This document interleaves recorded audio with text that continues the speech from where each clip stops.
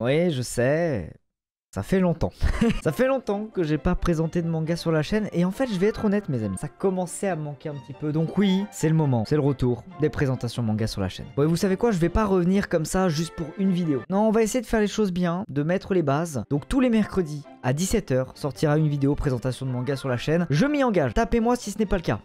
C'est vrai que ces derniers temps j'avais un petit peu délaissé Twitch pour vraiment me mettre à fond sur Twitch. Je kiffe Twitch, j'adore Twitch, mais là les présentations manga commençaient à me manquer. Donc j'ai décidé de revenir sur YouTube. Je n'arrêterai pas Twitch bien sûr parce que c'est là où je kiffe ma vie le plus, mais YouTube me manquait un petit peu. Donc mes amis, on va reprendre les présentations manga, les lectures manga et tout ce que vous kiffez. Et puis je pense que le week-end il y aura sûrement des vidéos bonus qui seront tirées de mes lives, des vidéos en rapport avec les mangas, tier list, stream battle ou autre chose diversifiée, je ne sais pas, on verra bien. Petite apparition de Charlie du futur, juste pour vous prévenir que si vous voulez encore plus de contenu en rapport avec les mangas, eh bien je vais mettre du contenu exclusif sur TikTok. Oui les amis, ouais voilà, je tombe en fait, je tombe dedans, je m'y mets. À la base j'avais commencé à mettre des clips de Twitch, mais je pense que mettre du contenu qui est vraiment exclusif à la plateforme c'est encore mieux.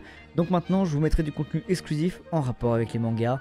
Et ça, c'est très cool, donc n'hésitez pas à me rejoindre là-bas, les liens seront en description. Bref, retour des présentations manga, j'espère que vous êtes prêts. Aujourd'hui, je vais vous parler d'un petit shonen. C'est parti pour le générique. En fait, je ne sais même pas s'il y a un générique, donc je sais pas pourquoi je dis ça, il n'y a pas de générique. Aujourd'hui mes crèmes, je vais donc vous parler d'un manga qui est sorti très récemment chez les éditions Kana. Et ce manga, eh bien c'est Tougen Anki. Regardez-moi déjà cette magnifique couverture. Donc il y a déjà 2 tomes qui sont parus, ça c'était le tome 1, et ça c'est donc le tome 2. Et en vrai, les couvertures sont très jolies. Alors avec les lumières, c'est pas forcément facile de vous les montrer. Mais les tomes sont très beaux. Mais bon, nous ce qui nous intéresse, c'est vraiment ce qu'il y a à l'intérieur. Son histoire, ses personnages, ses dessins. On va parler de tout ça. Bien sûr, je vais vous donner mon avis. Parce que c'est un petit peu ça le but de la vidéo. Oui. Alors Tougen Anki, de quoi ça parle? Eh bien déjà, vous êtes dans un monde qui ressemble comme 2 gouttes d'eau au nôtre. C'est un monde moderne, un monde qui nous ressemble. Est-ce que c'est vraiment le nôtre? Je sais pas, mais je pense que oui. Bref, on n'est pas dans un monde médiéval, fantastique. Nous ne sommes pas dans un isekai. Non. Et dans ce monde, vous allez donc suivre un personnage. Ce personnage, c'est celui-là. Il s'appelle Shiki.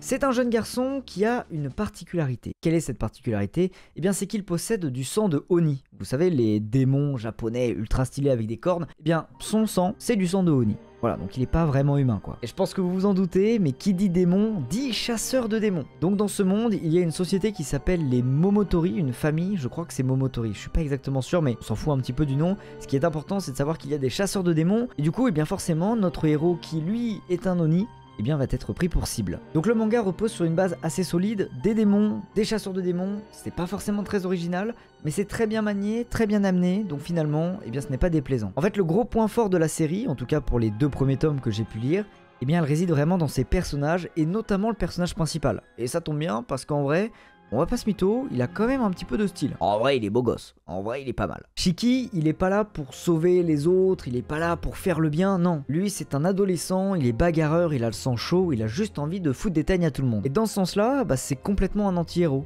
Et honnêtement, c'est un bon anti-héros. Mais malgré son caractère sanguin et bagarreur, c'est quand même un héros qui recherche la liberté. Et qui recherche aussi la liberté pour les Oni. Il est en mode, mais moi je suis pas si méchant que ça. C'est pas un héros qui est méchant en soi. Juste, il est considéré comme méchant, tu vois. Et c'est ça un petit peu la complexité de l'œuvre. Il a envie de libérer les Oni de leur sort d'être des méchants. Voilà, il a envie de montrer au monde que les Oni ne sont pas forcément des démons machiavéliques qui veulent buter tout le monde. C'est aussi des mecs normaux, tu vois. Et du coup, c'est là que le manga est assez intéressant parce que finalement, il n'y a pas vraiment de méchants et de gentils.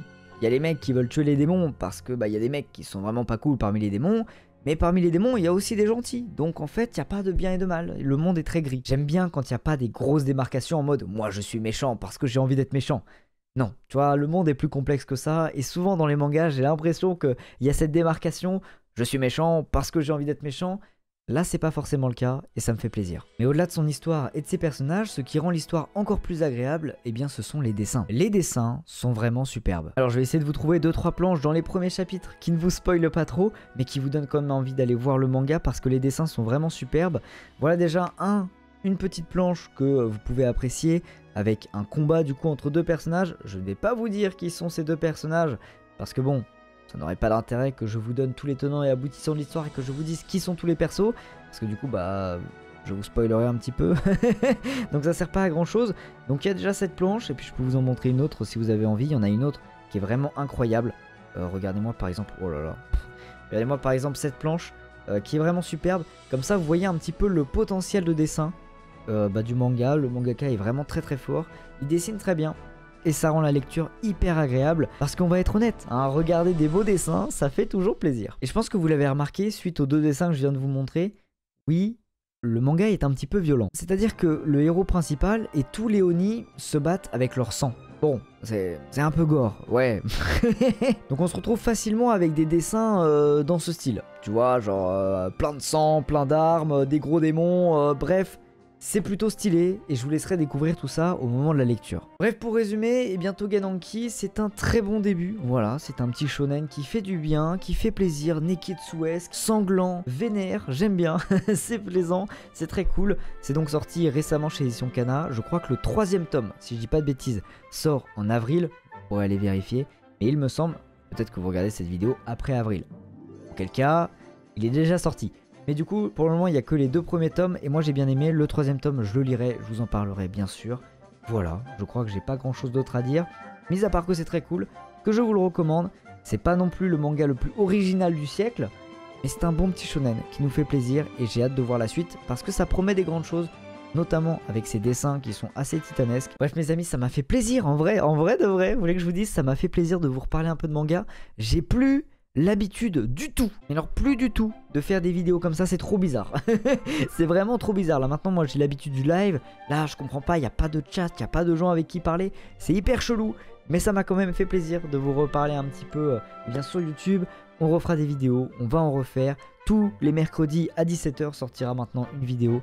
Je peux vous l'assurer, je m'y engage. Voyez-moi, j'ai beaucoup de choses à vous présenter. J'ai lu plein de trucs, malgré le fait que, voilà, je vous ai pas trop parlé pendant un petit temps. Sachez que j'ai lu plein de trucs, j'ai plein de choses à vous annoncer, plein de choses à vous montrer. Bref, ça va être cool. Je vous fais des bisous. Je vous dis à la prochaine pour une nouvelle présentation manga. Tchuss mes crèmes.